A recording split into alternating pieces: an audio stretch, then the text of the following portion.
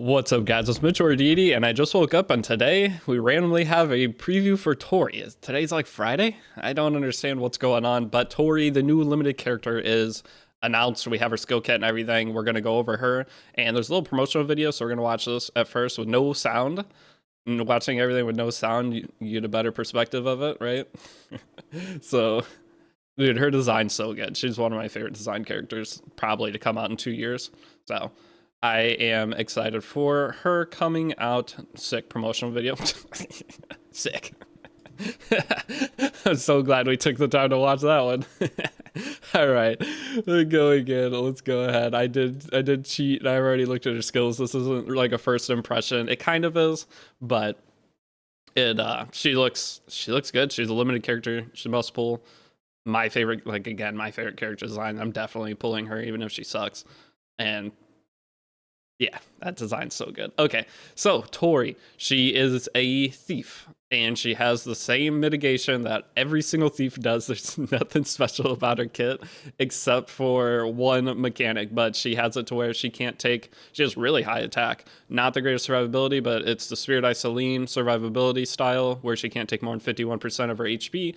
They give that to like every character in the game anymore, they can't make a base character without this ability. Every single character in Epic 7 has to have some kind of survivability in their kit if they're a ranger or assassin. If they don't have that, they're screwed. 116 base speed isn't bad, but here is where this character is potentially, in theory, seems really cool. In practice, I'm not sure how it's going to be.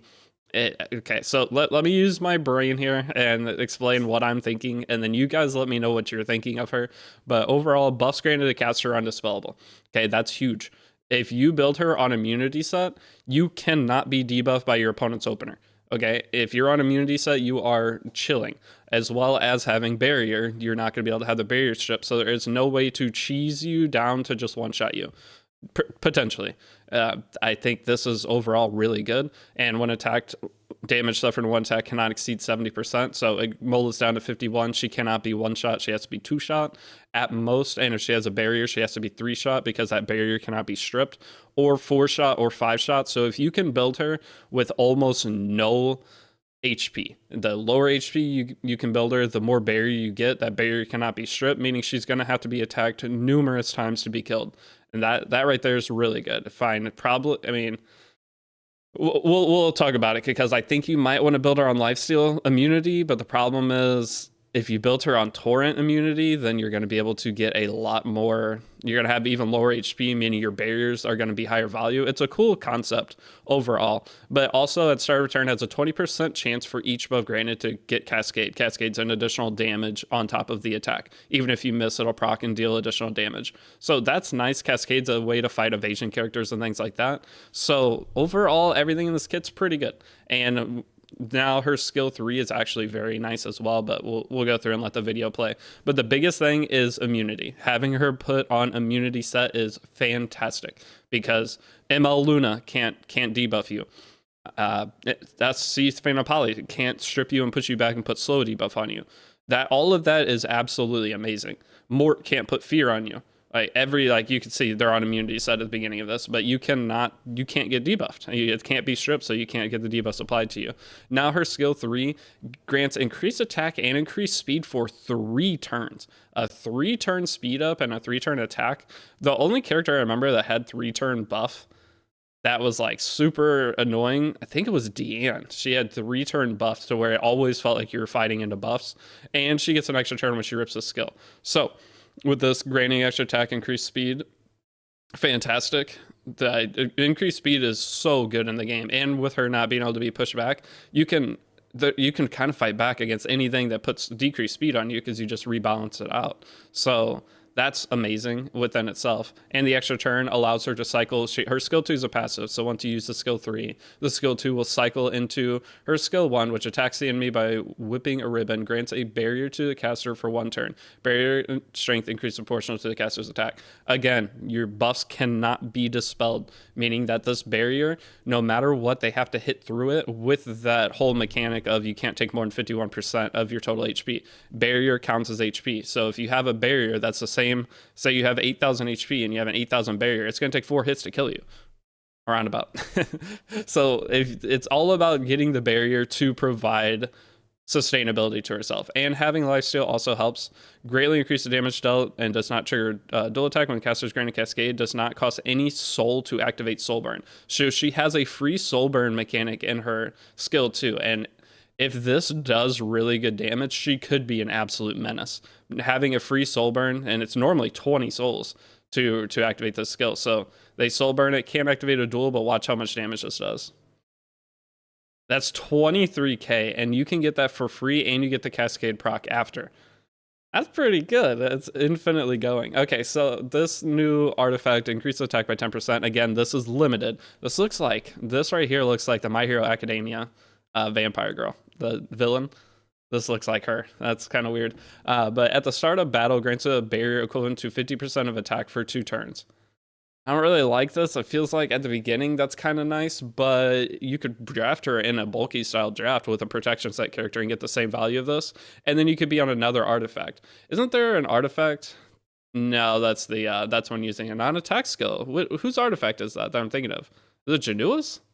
There's an artifact that gives barrier. Let me know what the artifact is, because that may be the number one for her. I never used it because there were no characters that. The only one that could potentially use it was Gala Lilius. I'm curious what artifact that is, but this is only at the start of battle you're getting the barrier. I don't think this is going to end up being worth it, but it is still really nice.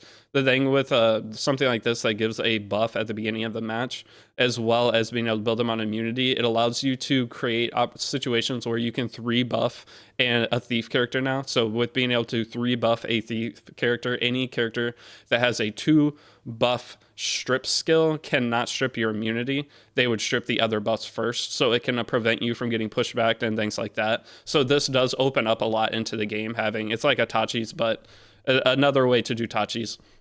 So overall could be good, but again, this is a limited character. I always advise pulling limited characters, because if you don't pull Tori during this rotation, you are not going to be able to pull her for an entire year until she comes back, unless you spend money. So what is that artifact though? Let me know down below, and I'm going to do research after this. And whenever she comes out, we'll test her, and I'll make a video whether I think she's worth pulling or not. But overall, like, she has potential to be very, very good. The biggest thing is against Emma Luna and Seafin and Polytus. Amazing. She can't be pushed back. She's just there. Since you can't strip the immunity, you cannot apply any debuffs to her. Because, yeah, that right there, I love already. So everything is ripping here. We saw her damage was what, 24,000 on the Soulburn skill 1. And look at all those buffs though. That's kind of sick. And she gives herself a 3-turn buff with the S3 skill to the whole, or to herself. So like that 3-turn. Oh wait, she didn't rip it there. I was like, 3-turn buff. Where's the skills? Her damage is really good. They're using ARAS, the newly buffed ARAS with the balance patch, because we do have balance patch coming this week. That's funny. All right, and there's Hua. It'll one-shot the Bellion probably. And then I want to see more of Tori. They need to start doing showcases where Tori is like, and again, the first thing is like, there's no Heart Steady here. But even Bellion, like Bellion S1 can't strip. Now she's going to be weak to 3F and things like that. So keep that in mind. Even though she has the barrier and everything, and the damage mitigation, anything that has extra damage is going to be good against her. She has no evasion. If this was 3F Bellion, Tori would probably be dead at this point. So I don't know what Bellion this is, but if this was 3F Bellion, she's already dead.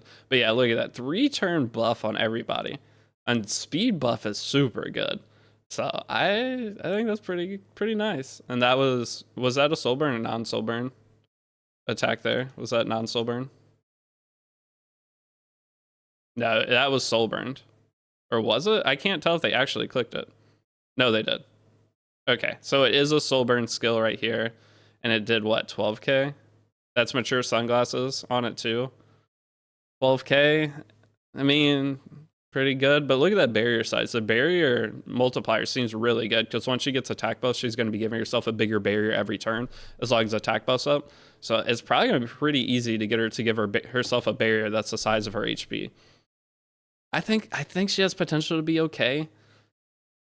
It's a new unique character. I mean, and a character that's buffed can't be stripped. That's exciting. At least there's something new with our kit. It's not just some boring thing, because this allows a lot of like customization, I guess. Not customization, but like experimenting to where you can try all sorts of different things with her.